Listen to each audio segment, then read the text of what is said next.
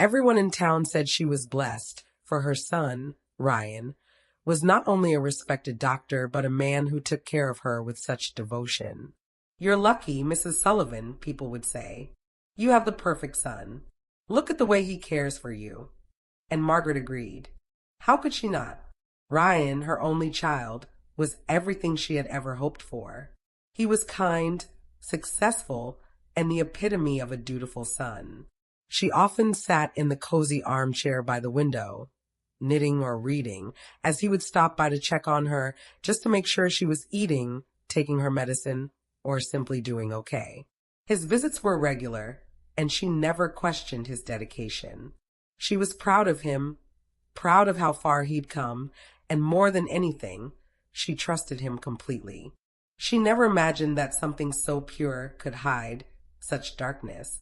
The house she had called home for over 40 years had always been her sanctuary. The walls, filled with memories, knew her laughter, her tears, and the stories of a lifetime. It wasn't a mansion, but it was hers, a place where every picture frame and every piece of furniture told a story of love and family. The aroma of fresh bread from the kitchen, the sound of the old clock ticking on the mantelpiece, and the soft hum of the wind outside all made her feel safe. In this house, she had raised Ryan, giving him everything she could. Now, in her later years, she found herself slowing down. The aches of age had started to take their toll.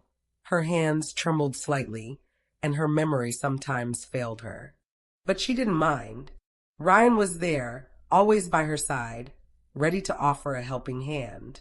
He was her protector, her source of comfort. He would ensure she took her pills on time, making sure she had everything she needed.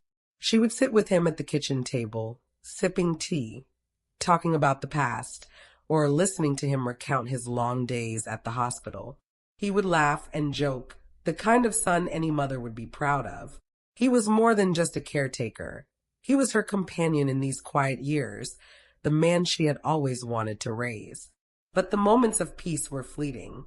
Margaret began to notice small things, things she couldn't quite explain away. Her body was changing in ways she didn't fully understand. She found herself forgetting small things, like where she had placed her glasses or whether she had locked the door. At first, she shrugged it off, attributing it to aging. Everyone got forgetful in their later years, right? It was a natural part of life.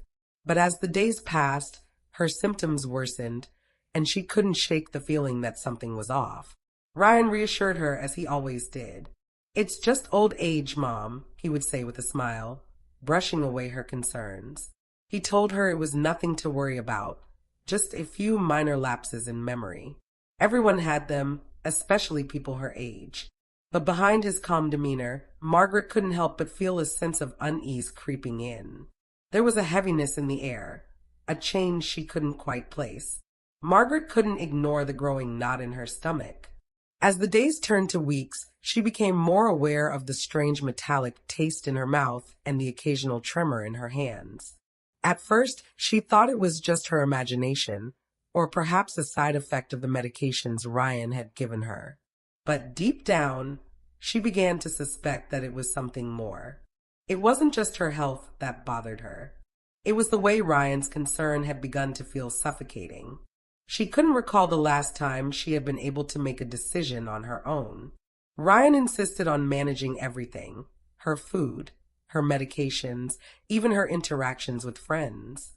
He told her it was for her own good, that she needed to rest, to not overexert herself. He was being protective, but at times it felt more like control. She brushed it aside, telling herself that he was only trying to help. After all, Ryan had always been the perfect son, the son every mother dreamed of. He had become a doctor, after all, a man respected in the community. He was the one who would be there for her when no one else could be. But deep down, Margaret couldn't ignore the nagging feeling that something wasn't right. Something had changed, and she would soon find out just how much. But behind every loving gesture, there are stories untold. Keep watching as Margaret uncovers a truth she never imagined. As the days passed, Margaret noticed small changes that began to wear on her like the slow drip of water against stone. It wasn't anything huge at first, just little things, things that could easily be dismissed as the ordinary signs of aging. She would forget where she placed her glasses, or sometimes find herself standing in the kitchen, wondering why she had even walked in there. At first, she thought nothing of it. After all, she was no spring chicken anymore. The years had been kind to her in many ways, but the truth was, no one stayed young forever. The forgotten glasses or misplaced keys, they were just part of life. But then, it started happening more often. She found herself staring at the clock in the living room for minutes on end, unsure of what time it was. There were the moments when her hands would tremble for no reason, just a slight shake. But it was enough to make her spill the tea she was trying to pour. Margaret tried to pass it off, telling herself it was just stress or perhaps too much caffeine. And then came the worst one. One evening, after a phone call with an old friend, she couldn't remember the conversation. It was as if the words had slipped away as soon as she hung up. A cold dread started to spread in her chest. She tried to shake it off, but the unease lingered. She hadn't told Ryan about these little lapses, not at first. She didn't want him to worry. But when it became harder to ignore, she decided to mention it to him. Ryan, of course, was concerned. The perfect son. The one who always had an answer. Always knew just what to say to make her feel better. But this time, his concern felt different. He seemed to be more worried than usual, more insistent. "Mom, it's nothing to be ashamed of," he said gently, his brow furrowed in what appeared to be genuine concern.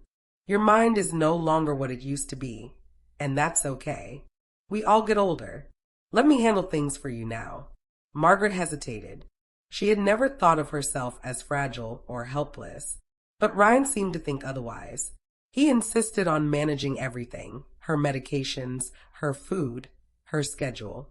At first, she thought it was just his way of showing love, of being the caring son who wanted to make sure she was well taken care of. After all, he was a doctor.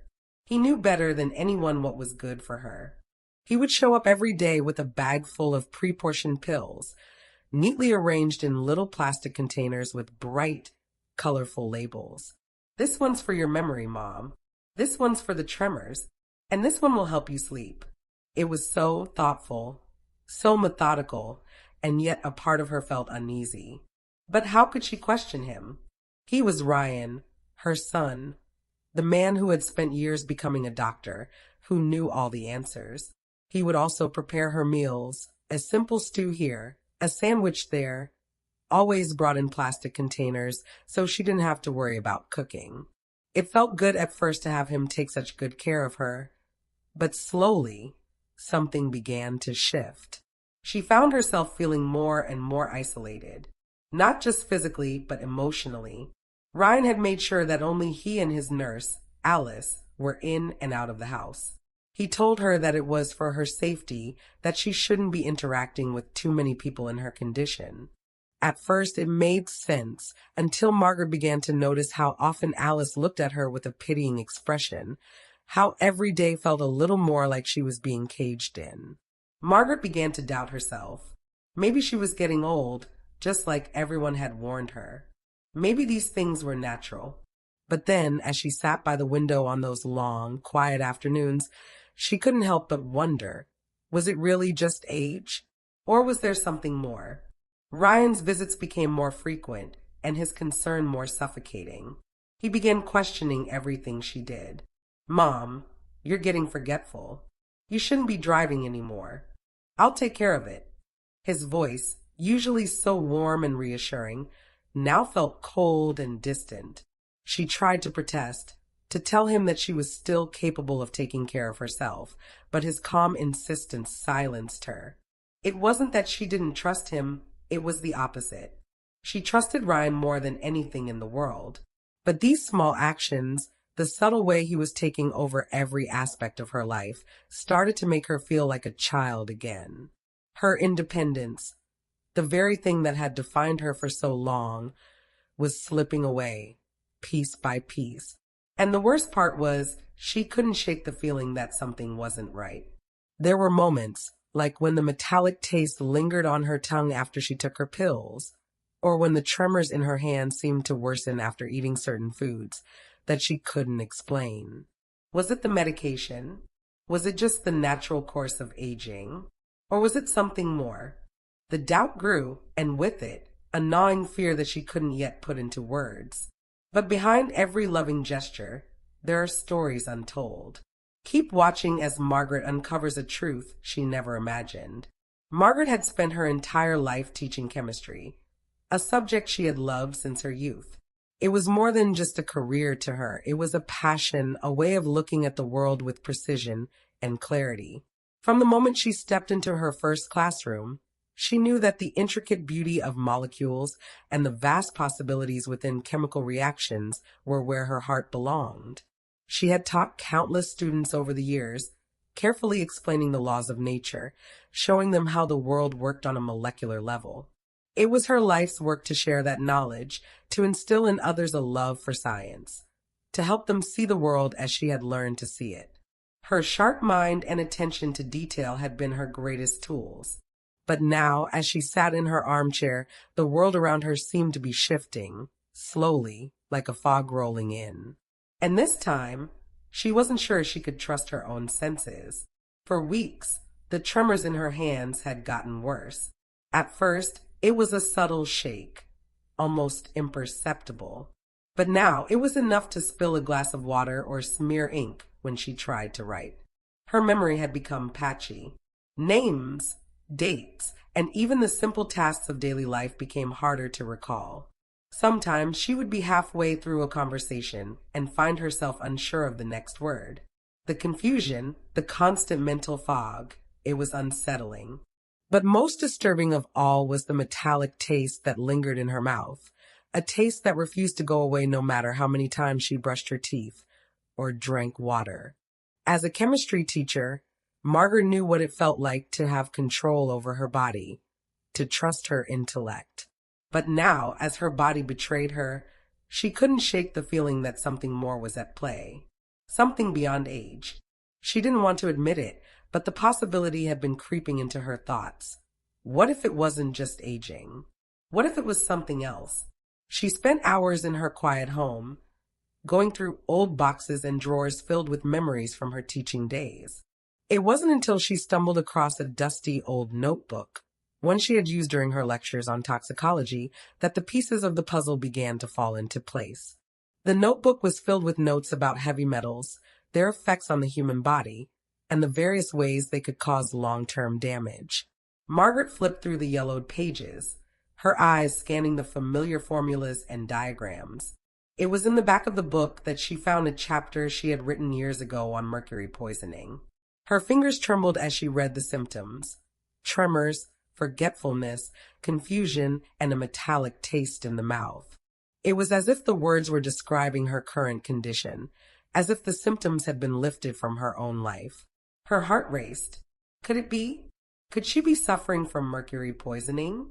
Margaret's mind raced as she reread the page, the details of the poisoning process becoming clearer in her mind. The slow, insidious damage caused by mercury was a perfect match for what she had been experiencing. But there was one question that remained. How had she come to be exposed to mercury? Then, the answer hit her like a ton of bricks.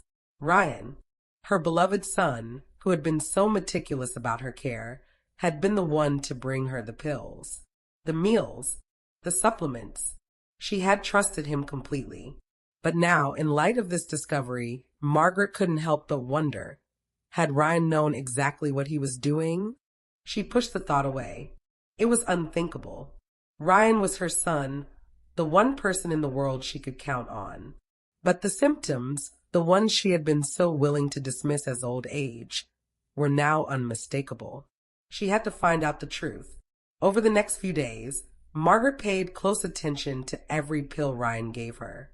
Each dose, each little container with the brightly colored labels, she examined them with a new sense of suspicion. She even began to secretly keep track of the medications, hiding them in her dresser drawer, careful not to let Ryan see. There were pills for memory, pills for sleep, and pills for her tremors. All of them prescribed by Ryan himself. But what was in those little containers? Were they really what he said they were? Margaret's doubts only grew when Ryan started becoming more controlling about her treatment. He insisted that no one else, no other doctor, no other pharmacist should be involved in her care. "Why would you question me, Mom?" Ryan said one afternoon when she asked if she could see a different doctor for a second opinion. "I know best. I'm a doctor. You've trusted me your whole life. Don't you trust me now?" His tone, usually so warm and comforting, was now edged with something else. There was a subtle hint of frustration, as though her concerns were a nuisance, as though she was being unreasonable for even thinking of questioning his judgment. Margaret felt a pang in her chest. How could she doubt him? He was her son. He was the one who had always been there, the one who had studied so hard to become a doctor. But then again, what if he didn't have her best interests at heart? What if there was something darker behind his actions? She didn't know what to think anymore. But there was one thing she was sure of: she needed answers. Answers that only she could uncover. And as much as it pained her to admit it, the first step was realizing that the person she had trusted the most might not be the one she thought he was. The truth was beginning to surface, but Margaret had no idea just how deep the deception went. Keep watching as she uncovers the shocking reality behind the son she thought she knew. Margaret was a woman of reason, a woman who had spent decades teaching her students the importance of observation and documentation. And now, those very skills would be her most valuable tools in the fight for her own life. The notebook that had once held her lessons on toxicology now became her lifeline. Each page, each line of careful writing was her way of fighting back. She couldn't confront Ryan directly yet. She needed proof, something tangible, something undeniable. She had to be methodical, just as she had taught her students to be. Every day, Margaret started the same routine. She would carefully examine the pills Ryan brought her, scrutinizing each container for any markings, any inconsistencies, anything that could hint at their true contents. She kept a detailed record in her hidden notebook, marking down the dosage, the color of the pills, and the times Ryan had administered them. Each entry was a small act of rebellion, a quiet defiance against the son she had once trusted so implicitly. At first, Ryan didn't seem to notice. He continued his visits, bringing her pre-packaged meals, offering her pills in their little plastic containers, and assuring her that everything was fine. But Margaret began to notice things that made her uneasy. The pills were always the same. Pills that Ryan claimed would help her memory. Pills that would help her sleep. Pills that were meant to ease her tremors. But why did they always look so identical? And why did she still feel so weak, so off balance? Her thoughts were interrupted one morning when she noticed something strange about the bottle of water Ryan had left for her the night before. It wasn't the usual bottle she kept in the fridge. This one was new, with a strange metallic taste that she couldn't shake. She swirled the water around in her mouth, her stomach tightening as a feeling of dread crept up her spine. Could it be possible that something was in her water, too? She decided to test it, pouring a small amount into a glass and waiting for any reaction. But nothing happened, at least not immediately. Yet, the taste lingered on her tongue, leaving her with an uncomfortable suspicion. The more she thought about it, the more she realized that she had been living in a fog, not just mentally, but physically. Something was poisoning her, something she could no longer ignore. It wasn't just the tremors or the forgetfulness. It was the gradual breakdown of her body, and it seemed to have a pattern she couldn't explain away. Her growing anxiety pushed her to do something she had never thought she would have to do. She began hiding the pills. When Ryan left after his daily visit, she would quickly take the containers and slip them into the drawer of her bedside table. She started taking notes on each pill she hid, keeping meticulous records of the ones she managed to save. She kept these notes in a small, leather-bound journal, hidden beneath the floorboards of her closet out of Ryan's sight. If she were going to prove what was happening to her, she would need more than just her intuition. She needed hard evidence. But Ryan's behavior was becoming more erratic. At first, he had been kind and gentle, but now there was an edge to his words, a coldness in the way he spoke to her. "Mom," he said one day, "you really shouldn't be handling this stuff on your own. I know best, remember." He was starting to become more insistent, more controlling. The more he tried to isolate her, the more Margaret fought to remain connected to the world outside her home. She began calling old friends, trying to keep up with her social circle, but Ryan would always find a way to discourage it. "You shouldn't tire yourself, Mom," he would say. "Resting is the best thing for you right now." And so, one by one, her visits from friends and neighbors became fewer and fewer. At first, Margaret didn't mind. She felt safe, knowing Ryan was looking after her. But as the days passed, she began to realize the extent to which she had been isolated from everyone.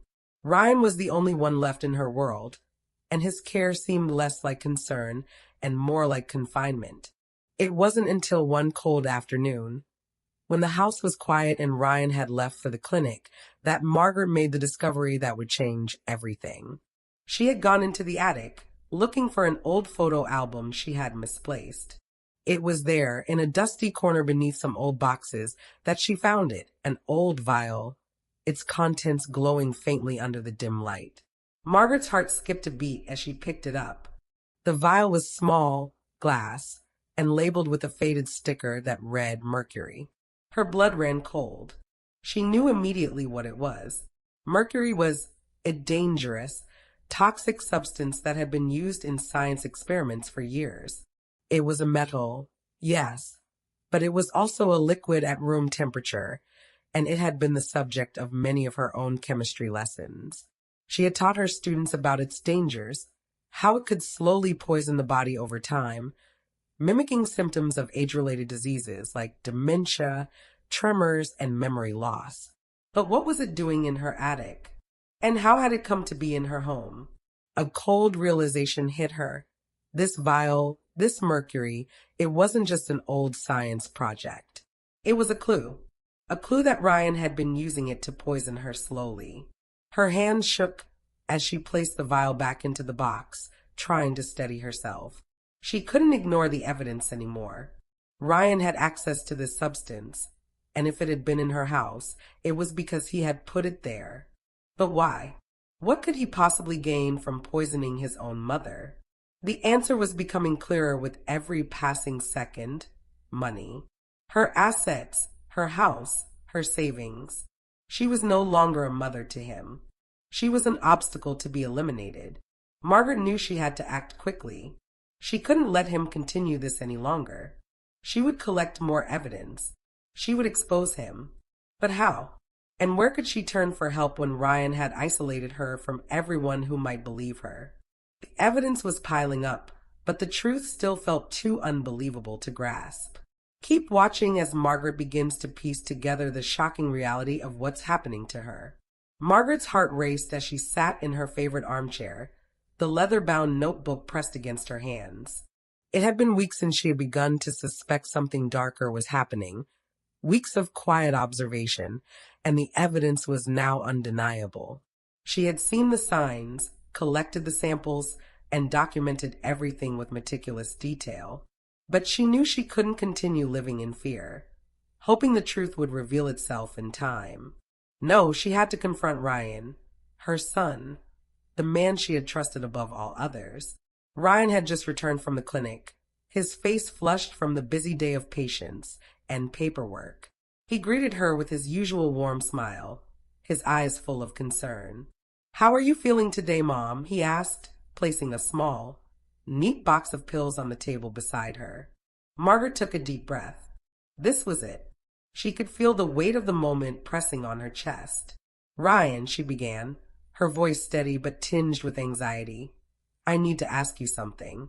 Ryan raised an eyebrow, his face still holding that veneer of warmth, but there was something in his eyes that made Margaret's pulse quicken, a hint of defensiveness, perhaps? "Of course, Mom. What's on your mind?" he replied, sitting down across from her, folding his hands neatly in his lap. Why did you bring Mercury into my house? She asked, her voice barely above a whisper. Ryan's smile faltered for just a moment, and Margaret saw it, just for an instant, before it returned, the same practiced, reassuring smile he always wore. Mercury, he echoed, a laugh escaping his lips. What are you talking about, Mom? You've been reading old textbooks again, haven't you? It's probably just your memory playing tricks on you. You know, old age. No, Margaret interrupted, her voice firming up with each word. I'm not imagining things, Ryan. I found it. In the attic. A vial of mercury. You're poisoning me, aren't you? Ryan's eyes narrowed, and he leaned forward, his hands now clasped tightly together on the table. Mom, you're not well, he said softly, almost gently. You need to understand that you're getting older. These things happen. You're forgetting things, misremembering things. I know you're scared, but this isn't the way to deal with it. Margaret's blood ran cold at the dismissal in his voice. She felt the tears sting her eyes, but she refused to let them fall. She had to stay strong. I'm not imagining this, Ryan. You've been bringing me pills, food, everything. And now I know why. You've been poisoning me, haven't you? I know it's you, Ryan. I know it's been you all along. Ryan sighed, the mask of concern slipping just a little more. Mom, you're losing touch with reality. You've always had a tendency to overthink things, but this is something else. You need help, not accusations. This is exactly why I've been so careful with you. You're confused, and I'm just trying to help you. Margaret stared at him, her hands shaking as they gripped the notebook tighter. No, Ryan, you're not helping me. You're trying to get rid of me. Ryan's eyes flashed with something darker now. Annoyance, frustration, maybe even contempt. Stop, Mom. You need to trust me. I'm the one who's been here for you. I'm the one who knows how to handle this. I'm trying to take care of you. Why would you question me? His voice had a hard edge, but he quickly softened again, leaning back in his chair, his hands open as if to calm her. I'm the doctor here, remember? I'm the one with the medical training. I'm doing what's best for you. Margaret's breath caught in her throat. He was right.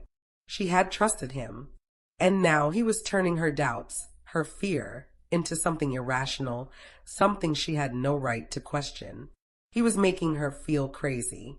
And it worked. For a brief, heart-wrenching moment, Margaret wondered if she had gone too far. Was she truly losing her mind? Could she have imagined it all? But then, something snapped inside her.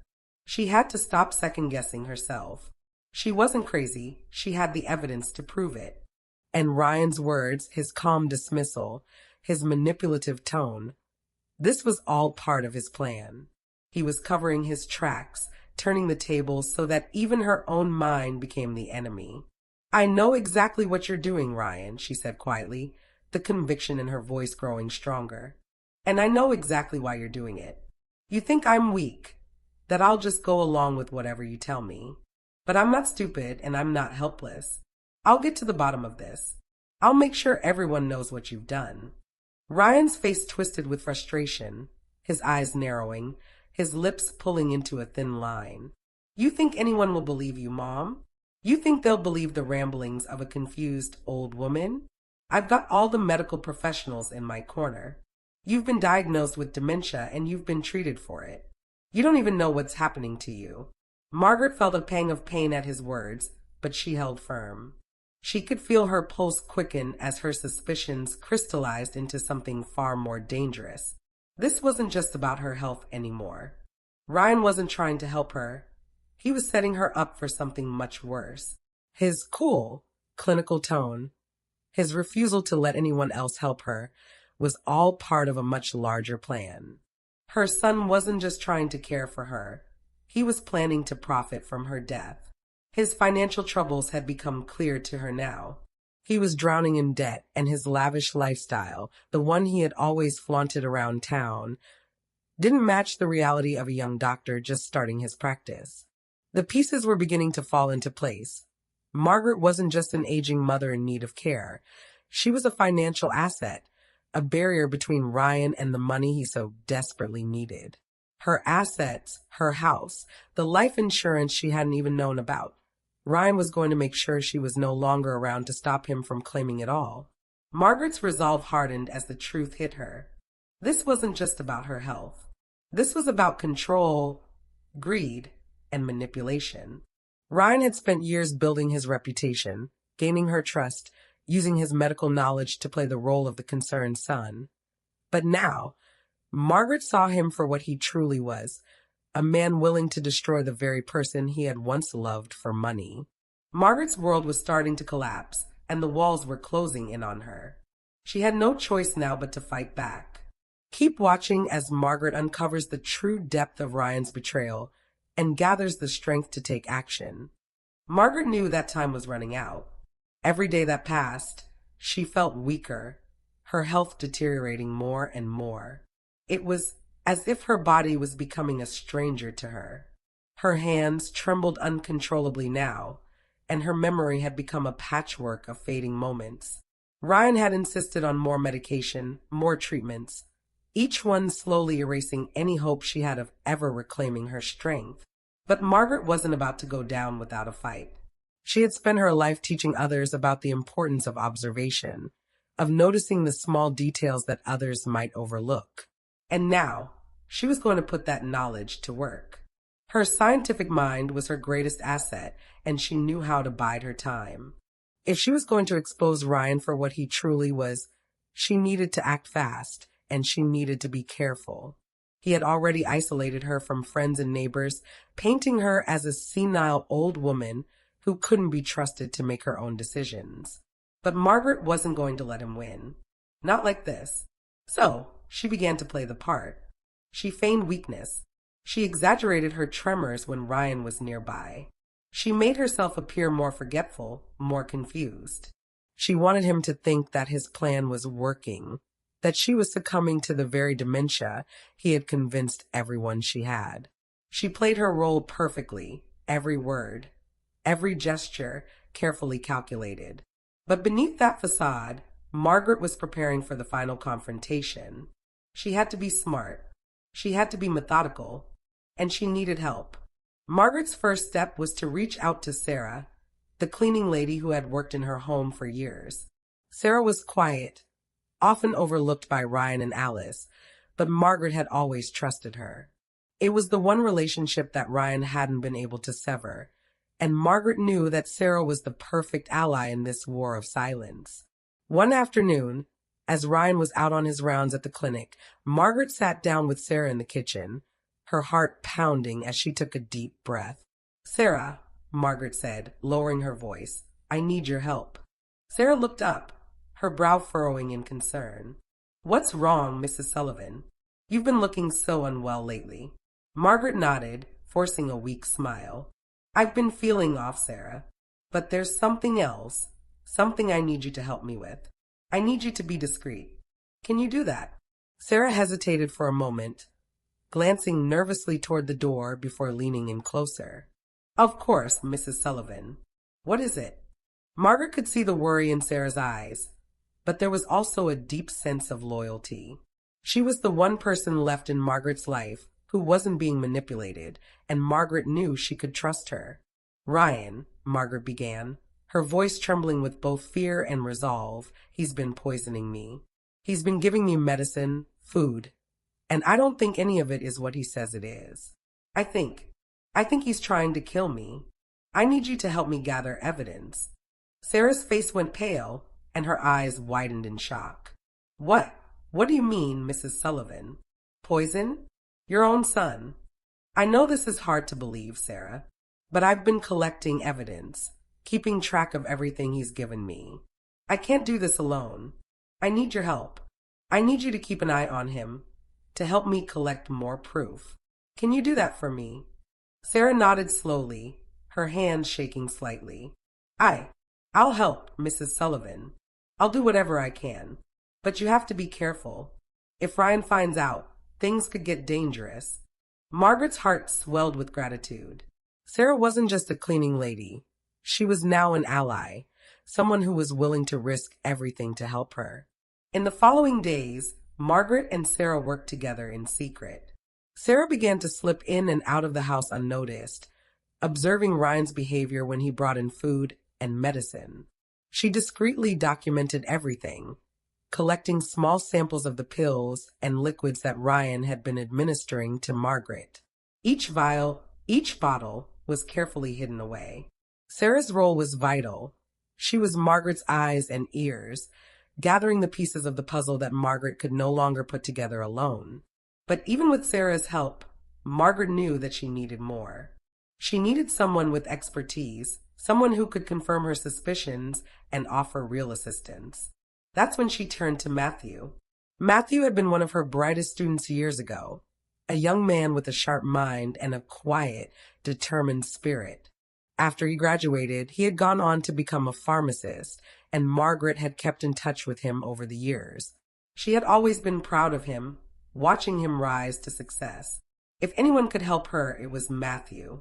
She sent him a message, arranging to meet him at the local diner under the guise of catching up. The moment he sat down across from her, she could see the concern in his eyes. He knew something was wrong. "Mrs. Sullivan, you look terrible." "What's going on?" he asked softly. Margaret leaned in close, her voice barely a whisper. "Matthew, I need your help. I think my son is poisoning me. I've been collecting samples of the pills he's giving me, but I need you to help me confirm what's in them. I need you to run tests to prove what I'm saying." Matthew's face turned pale as he listened to Margaret's story, his concern growing with each word. "Poisoning?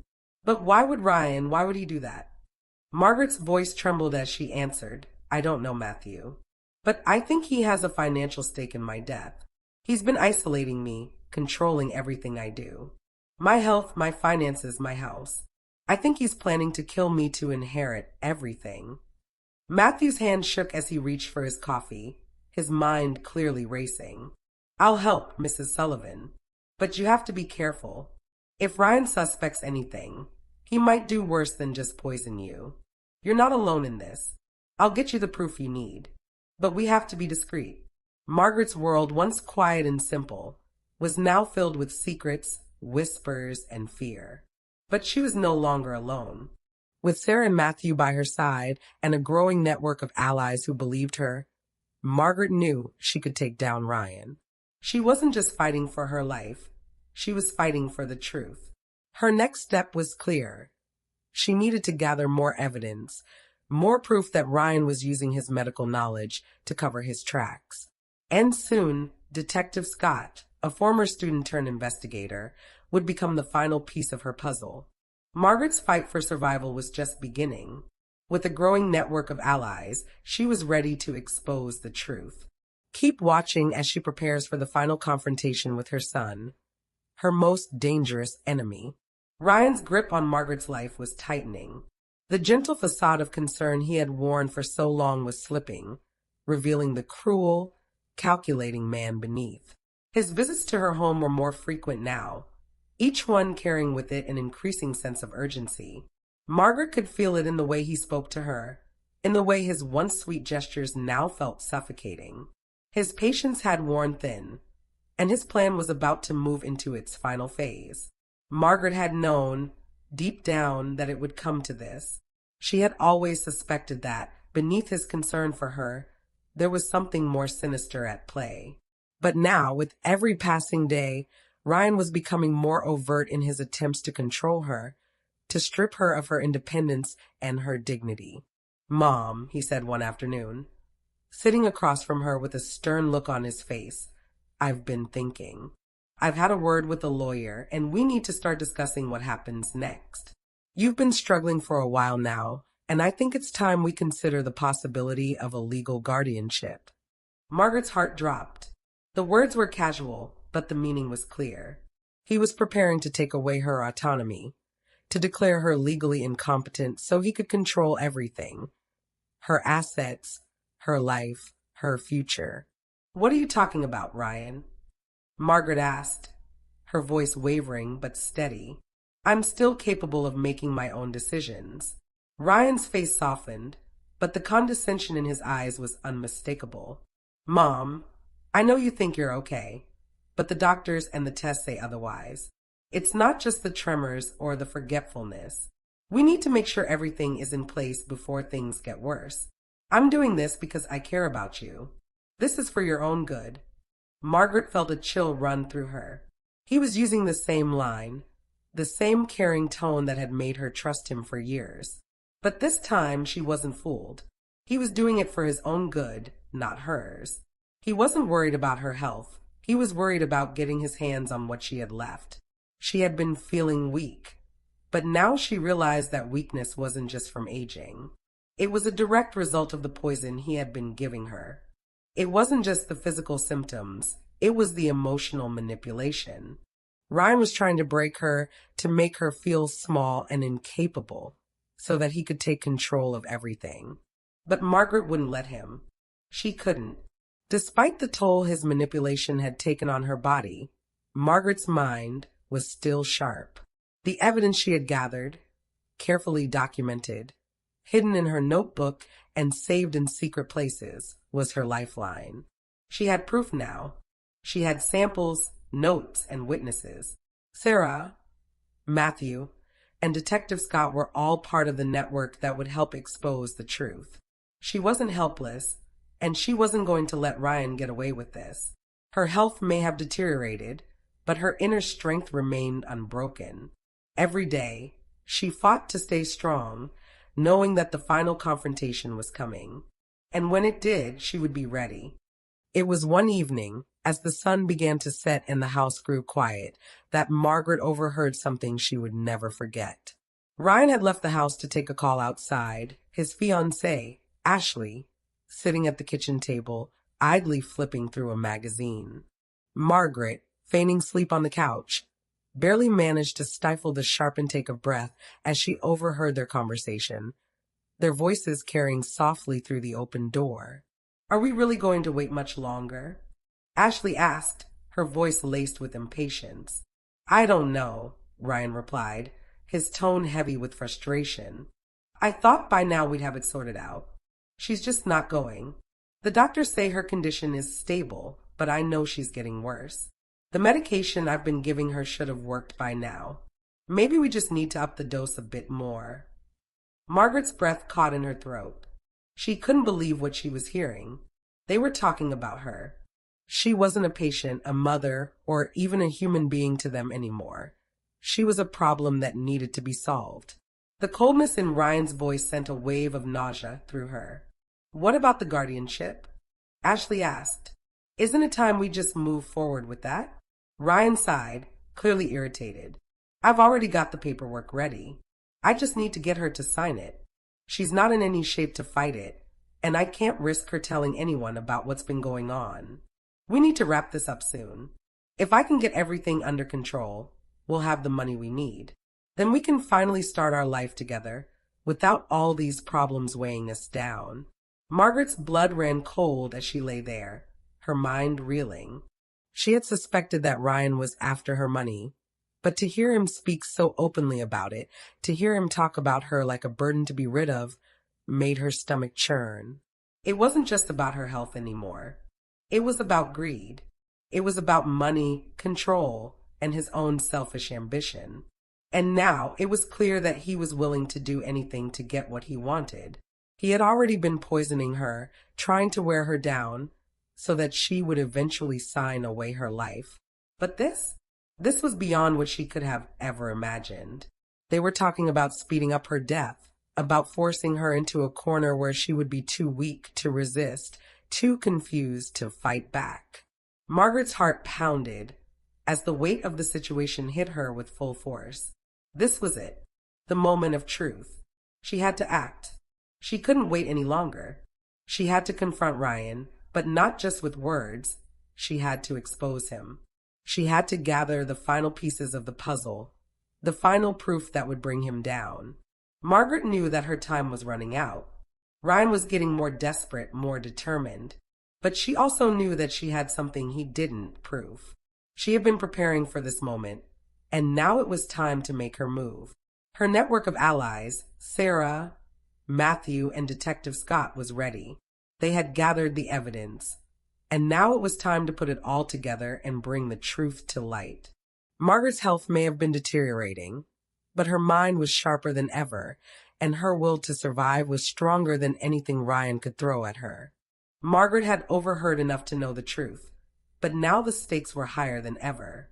She was ready to face Ryan in a final confrontation that would expose everything. Keep watching as the battle for her life reaches its breaking point. The day had come. Margaret could feel it in her bones, the weight of the moment. The time for secrets and quiet observations was over. She had everything she needed. She had the proof, the evidence, the undeniable truth.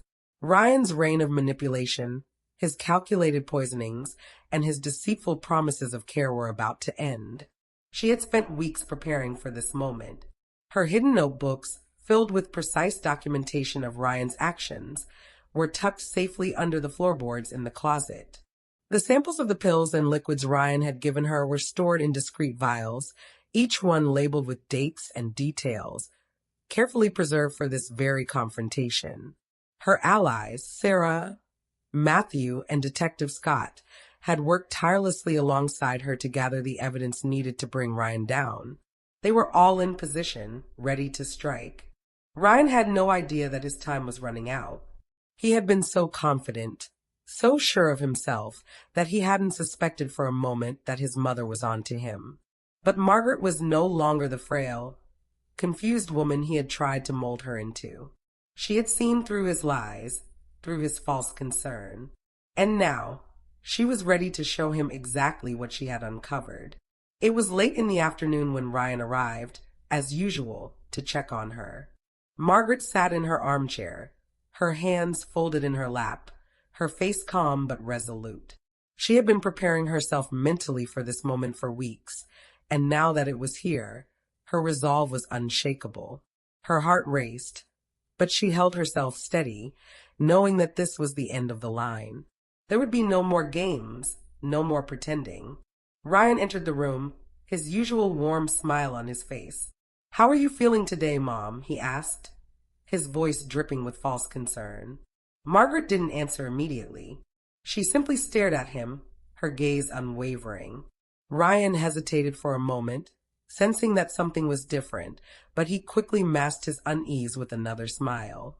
"Mom," he repeated, sitting down across from her. Margaret finally spoke, her voice calm but steady. "I'm fine, Ryan, but I need to talk to you.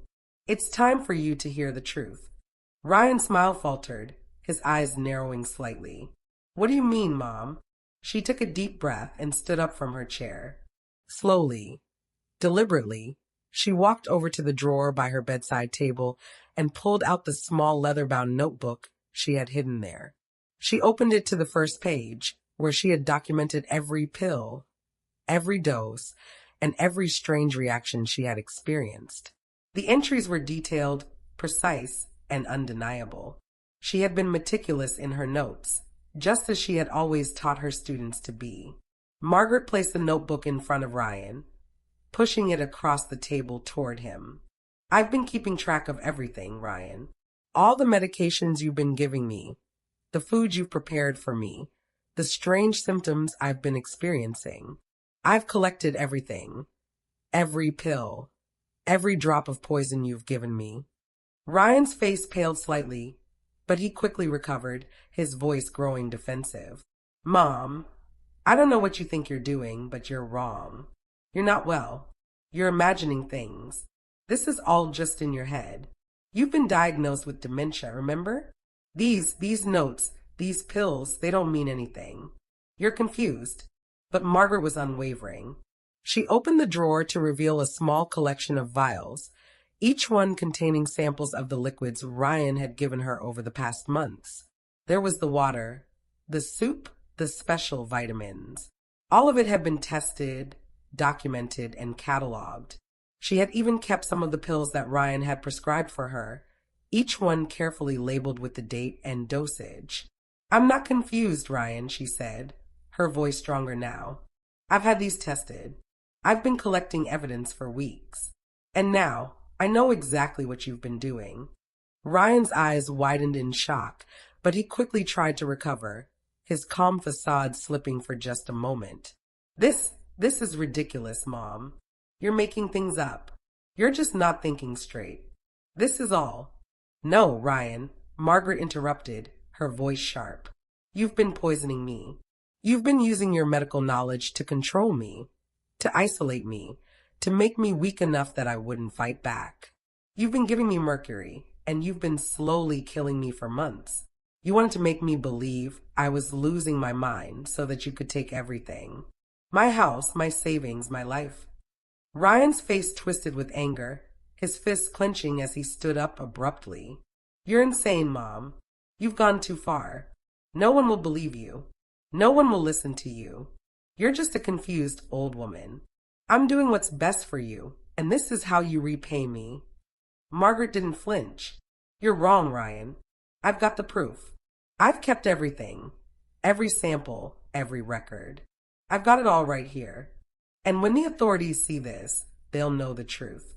I've already spoken to Detective Scott. He's been helping me with everything. And when he sees what you've done, you won't be able to talk your way out of it. Ryan's anger turned to panic. You can't do this. You won't get away with it. Do you think anyone will believe you over me? I'm a doctor, Mom. People trust me. Margaret stood tall, her eyes never leaving his. I don't care who you are, Ryan. The truth always comes out. And when it does, you'll have to answer for what you've done. Just as Ryan opened his mouth to protest, the door to the room opened, and Detective Scott stepped inside, flanked by 2 uniformed officers. Margaret's heart skipped a beat, but she held her ground.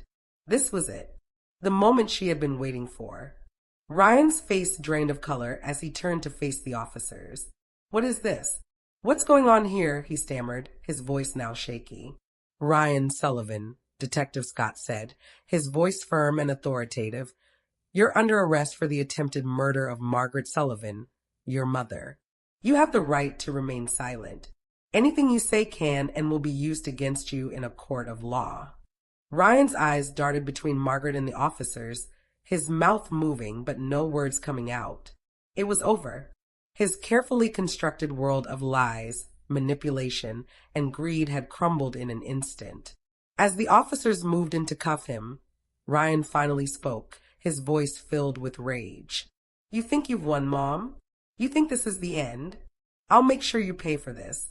Margaret's heart was heavy, but there was a sense of relief that washed over her. Ryan was no longer in control. He would no longer be able to manipulate her, to hurt her. And for the first time in months, Margaret felt the weight on her chest lift. As Ryan was led away, Margaret sank back into her chair, exhausted but triumphant. The fight wasn't over, but the hardest part was done. She had exposed the truth, and no matter what Ryan tried to say, no matter how he tried to manipulate the situation, she had won. Margaret's fight for justice was far from over, but the truth had finally been revealed. Keep watching as she begins to heal and reclaim the life she nearly lost. The days following Ryan's arrest were a blur of emotions for Margaret. At first, there was the relief, a weight lifting from her shoulders that she hadn't even realized she was carrying. The constant fear of Ryan's manipulation, the suspicion that gnawed at her every day, had finally been replaced with clarity. But that relief was quickly replaced by something else, a deep, profound sadness. She had always known that Ryan was ambitious, but she never imagined that his hunger for wealth and control would lead him down a path so dark. He had been her son, the one she raised, the one she had given everything for. But now, in the silence of her home, as she sat alone in the room where he had once visited so frequently, she couldn't help but mourn the loss of the person she thought he was. The betrayal was like a wound that refused to heal. It wasn't just the physical toll his actions had taken on her body, but the emotional devastation of realizing that the man she trusted most had turned against her in the worst way possible. For days, she sat by the window, staring out at the quiet street, her thoughts heavy. She had fought to survive, to expose the truth, but the cost of that fight had been far greater than she had expected. She thought about the time they had spent together, how he had once been a caring son, how his presence in her life had filled her with pride. But those memories now felt like a distant dream. The man who had once been her greatest joy was now someone she didn't even recognize. But amidst the pain, Margaret found something unexpected: strength. She had fought for her life, fought for the truth, and she had won. She hadn't just survived, she had reclaimed her power. And in that reclamation, she found a new sense of purpose. As the days passed, Margaret began the long process of healing. Her physical recovery was slow. Her hands still trembled at times, and her body felt weaker than it had before. The poison still lingered in her system, but with the help of her doctors, the worst of it was behind her. She took each step cautiously, knowing that healing would take time, but she refused to let her body's betrayal define her. The emotional scars, however, were more complicated. Every moment spent in the house she had shared with Ryan, every piece of furniture that had once been a part of their life together, reminded her of the painful truth. She wasn't just recovering from the poison in her body. She was recovering from the loss of a son she had loved and trusted. But as the days turned into weeks, Margaret found herself becoming stronger, not just physically, but emotionally as well. She had been through hell and back, and she had come out on the other side. She had survived, and now she realized she had a story to tell, a story that could help others, a story that could shine a light on the horrors of elder abuse, manipulation, and betrayal. Margaret began to share her story. She spoke to support groups, to organizations that worked with the elderly, and to anyone who would listen. She told them how she had been poisoned, how her own son had tried to destroy her life. But more than that, she shared the lessons she had learned, the importance of trust, the need for vigilance, and the power of knowledge. Her pain had become her power, and she was using it to help others. As she told her story, Margaret saw the impact it had on people. She saw the understanding in their eyes, the relief that came from knowing they weren't alone. She had been through something no one should ever have to face, and yet, in her pain, she had found a way to reach out and help others who were suffering in silence. Margaret's healing process wasn't just about regaining her health.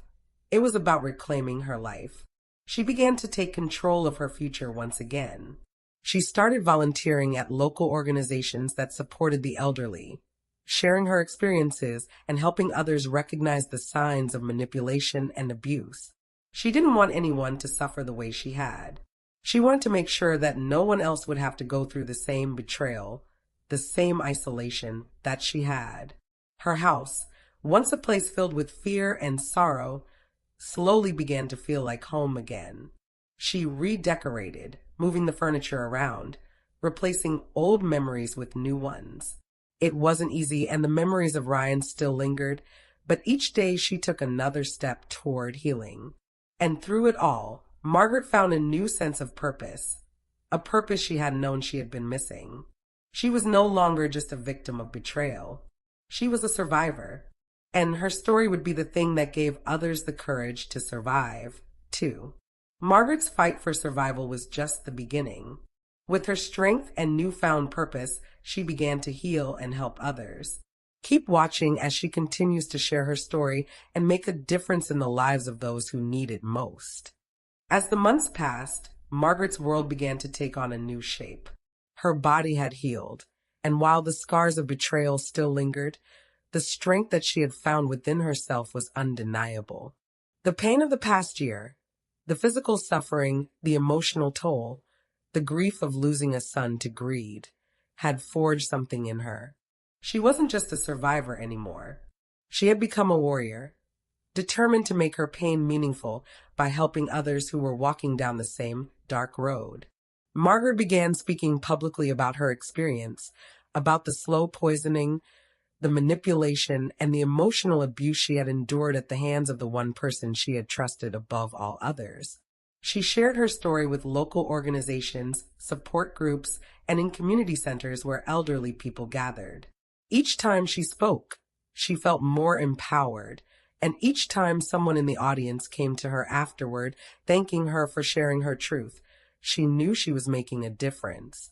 She began to hold small workshops, teaching the elderly about the signs of abuse, manipulation, and betrayal, things she never thought she would have to learn herself. It wasn't just about physical abuse, although that was part of it. It was also about emotional manipulation, about how someone could gradually isolate you, take control of your life, and make you doubt your own mind. Margaret had lived through it, and she was determined to make sure no one else did. One afternoon, after finishing a talk at the local senior center, Margaret sat down with a group of women in their 70s and 80s. Their faces, lined with age and experience, were full of empathy and understanding. They had all lived through struggles in their own lives, but none of them had ever experienced anything quite like what Margaret had endured. Margaret shared her story with them once again, her voice steady but filled with emotion. "I was a chemistry teacher for years," she told them. "I spent my life teaching my students about the power of knowledge, about how to observe, how to analyze. But I never thought that the one thing I had taught others would be the thing that saved me." The women nodded, hanging on her every word. The truth is, we often think of elder abuse as something physical, something violent. But it can also be emotional. It can be subtle. It starts with small lies, with little manipulations, and before you know it, you've lost control of your own life. Margaret paused, her hands resting on the table in front of her. She looked at each woman in turn, as if making sure they understood the importance of her message. You may feel like you're losing your mind. You may feel like you're no longer capable of making decisions. But let me tell you something. Your mind is powerful. Don't let anyone take that away from you. A few of the women in the group wiped away tears, while others simply nodded in understanding. Margaret felt a sense of peace that she hadn't felt in months. She was doing something real, something meaningful. Through her talks, her workshops, and the countless conversations she had with people who had experienced similar betrayal, Margaret started to see the impact she was having. She wasn't just talking about her own pain anymore. She was giving people the tools to recognize the subtle signs of abuse, to trust their instincts, and to speak up before it was too late. In her heart, Margaret knew that her purpose had shifted. It was no longer about her own survival. It was about empowering others to survive, to fight back, and to protect themselves from manipulation. She knew that by speaking out, she could change lives. She could prevent the same tragedy from happening to someone else. She started a small organization dedicated to raising awareness about elder abuse and helping families recognize the warning signs before it was too late. The first few months were slow, but soon more people began to come to her for advice, for help, for guidance. It wasn't just the elderly. Families, friends, and caregivers reached out, hoping to learn more about how they could protect their loved ones. Margaret's journey had been painful, but in the end, it had given her a gift she hadn't expected: purpose. By sharing her story, by teaching others, she had found healing. She had transformed her grief into something positive, something that could help others navigate the same darkness she had lived through. Her story had become her legacy, and she had become an advocate for the most vulnerable in society. Her voice had become a beacon for those who felt powerless, a symbol of strength for those who felt alone. No matter how old you are, Margaret would often say at the end of her talks, your mind is powerful. Never let anyone take that away from you. You are not too old to fight. You are not too weak to stand strong. If you believe in the power of knowledge, the strength of the elderly, and the fight for justice, subscribe and share this story to help others stand strong. Let's spread the message that it's never too late to reclaim your power.